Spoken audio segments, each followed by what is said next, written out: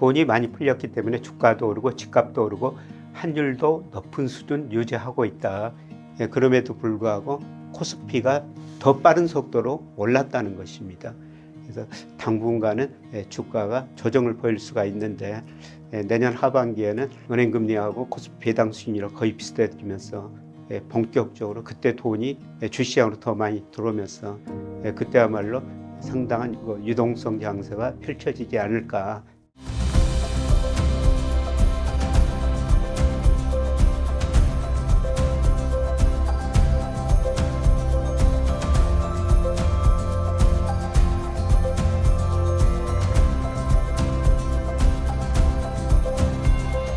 여러분 안녕하십니까? 최근 한국은행에서 10월 통화 및 유동성을 발표했습니다. 이 발표되자마자 여러분 이거 신문 보시면 아실 텐데요.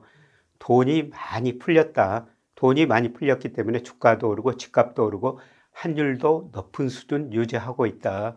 이런 기사를 많이 보고 있죠. 사실 최근에 그 돈의 증가율이 많이 높아지고 있습니다. 그러나 결론을 나중에 말씀드리겠습니다만은 그럼에도 불구하고 돈에 비해서 코스피가 더 많이 올랐습니다.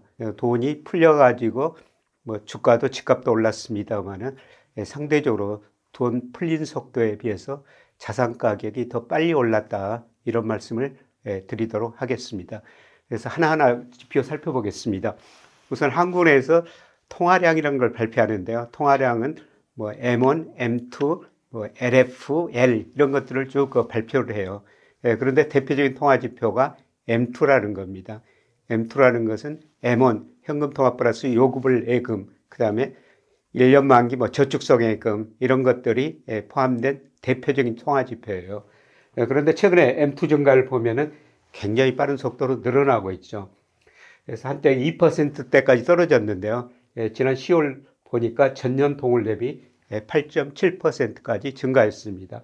한국의 기준금리를 3.5에서 2.5%까지 내리고 그리고 돈을 일부 풀었던 것입니다. 그런데 사실 그 돈의 증가율이 이렇게 높아진 거는 수익증권이 많이 늘었기 때문입니다. 전반적으로 통화 증가율이 높아지고 있고요. 그 다음에 중요한 거는 실물에 비해서 돈이 많이 풀렸는가 이건데요. 이런 걸 마샬 K라고 그러죠. 마샬 K라는 것은 M2 통화량을 명목 GDP로 나눈 거예요. 실물에 비해서 돈이 얼마나 많은가. 그런데 이게 1.6m까지 떨어졌었거든요. 그런데 올 3분기 통계 보니까 1.67까지 다시 많이 오르고 있어요. 근데 가격에 보면은 경기가 나쁠 때마다 GDP는 나빠지고 경기를 부양해서 한국은행이 금리 내리고 돈을 풀었기 때문에 마샬 K가 올라갔죠. 그런데 이게 코스피 상승률하고 거의 비슷한 방향으로 움직이고 있습니다. 전반적으로 실물에 비해서 돈이 많이 늘어났다. 이게 주가 상승 요인이 된다. 이렇게 볼 수가 있습니다. 그런데 우리가 증권시장에서는 보다 좁은 의미의 돈을 한번 생각해 봐야 될 것 같습니다. 이걸 제가 단기 부동자금이라고 말씀드리는데요. 단기 부동자금이라는 건 돈이라는 게 눈이 있죠. 수익률에 따라서 언제든지 이동할 수 있는 이런 것들을 제가 단기 부동자금이다 이렇게 정의했는데요. 대표적인 게 현금 통화죠. 현금 주식시장이 좋으면 주식시장으로 갈 수가 있고요. 주택시장이 좋으면 주택시장으로 갈 수가 있죠. 어디든지 이동할 수 있는 자금이고요. 그 다음에 요구불 예금. 여러분이 은행에다 맡기는데 이자가 거의 없는 돈들입니다. 그야말로 이것도 어디든지 이동할 수 있는 자금이고요.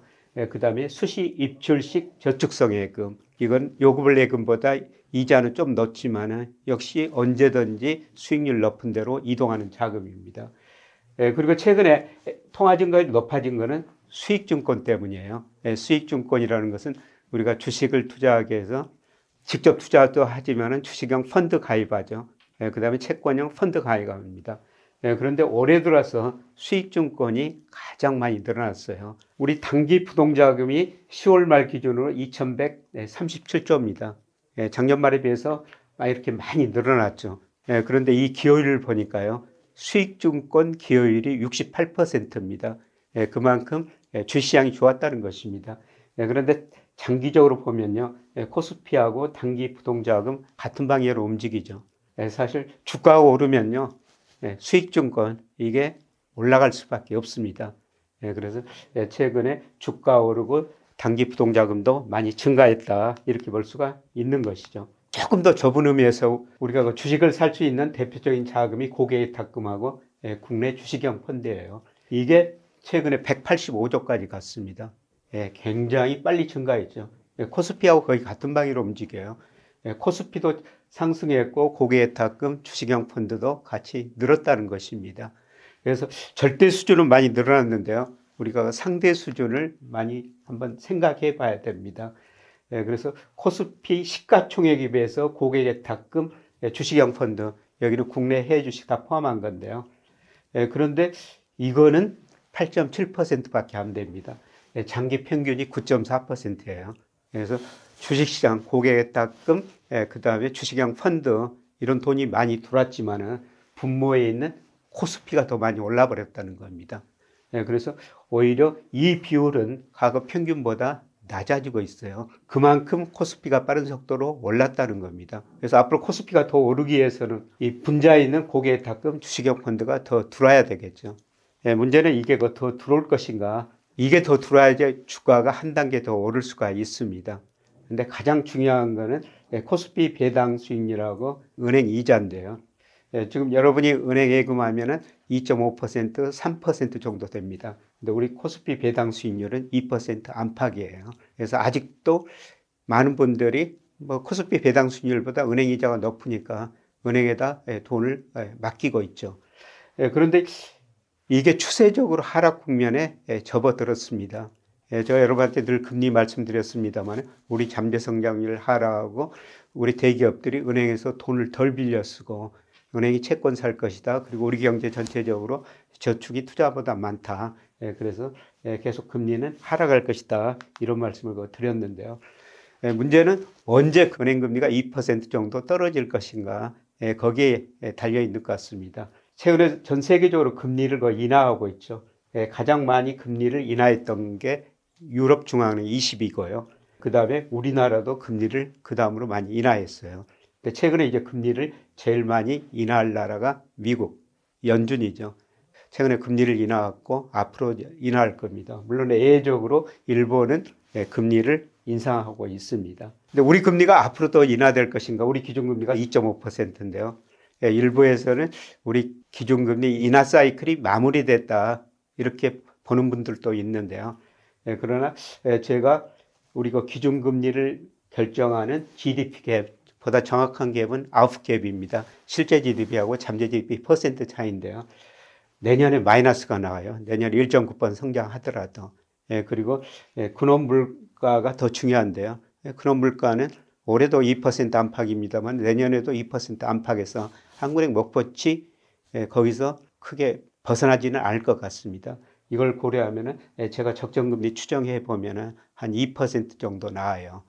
그러면은 아마 내년 하반기 때는 기준금리 2%까지 내릴 가능성이 높습니다.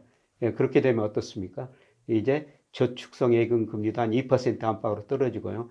코스피 배당 수익률하고 거의 비슷해질 거라는 겁니다. 아마 이때 되면요, 주식시장으로 더 많은 돈이 들어올 겁니다. 제가 앞서 절대적으로는 고객예탁금, 주식형 펀드가 많이 늘어났다 이런 말씀을 드렸습니다만은 코스피 시가총액에 비해서는 상대적으로 낮다는 것이죠. 그래서 당분간은 코스피 시가총액이 조정을 보이거나 조금 감소하고요. 고객예탁금은 더 늘어날 겁니다. 그런데 이제 본격적으로 더 늘어나야 되는데요. 그거는 내년 하반기가 아닌가 생각이 됩니다. 참고로 제가 돈이 많이 풀렸지만은 그래도 코스피가 더 많이 올랐다. 이런 거 말씀을 처음에 드렸는데요. 우리 코스피 시가총액을 M2로 나눈 비율이에요. 물론 기간에 따라 다릅니다만 2005년 평균이 58%입니다. 코스피 시가총액이 M2에서 차지하는 비율이 평균이 58%였다는 것이죠. 그런데 최근에 한때 75%까지 10월에 주가가 많이 오르다가 갔는데요. M2는 10월까지 발표됐기 때문에 11월 제 전망치를 넣었습니다만 11월 보면은 이제 72%로 꺾였어요. 그래서 과거 평균보다 훨씬 더 높아졌다는 겁니다. 물론 2007년 10월에 이게 83%였어요. 아마 저는 내년 하반기에 83%를 넘어서리라고 보고 있습니다. 그러나 단기적으로는 과거 평균에 비해서 이게 높아졌다는 겁니다. 그래서 돈이 많이 풀렸지만 M2가 많이 늘어났지만은 그럼에도 불구하고 코스피가 더 빠른 속도로 올랐다는 것입니다. 그래서 이게 지나치게 높은 수준이니까요. 이게 아마 조정을 보일 겁니다. 그거는 코스피가 좀 조정을 보일 거라는 거죠.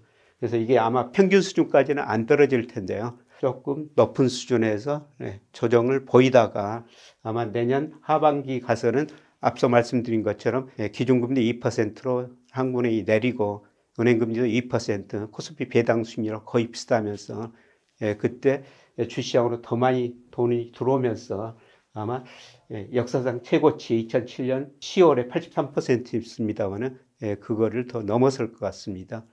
그래서 다시 한번 그 결론을 말씀드리면요. 한국은행 돈 많이 풀렸다. 통화 증가율이 많이 높아지고 있다.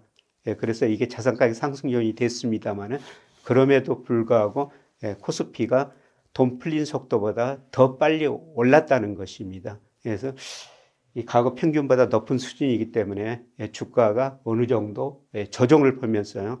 앞으로 그 M2는 금액 기준으로 보면은 뭐 11월, 12월 계속 올라갈 거예요. 그래서 코스피가 조정을 보이고 M2는 증가하면서 이 비중이 조금 더 낮아질 가능성이 높습니다.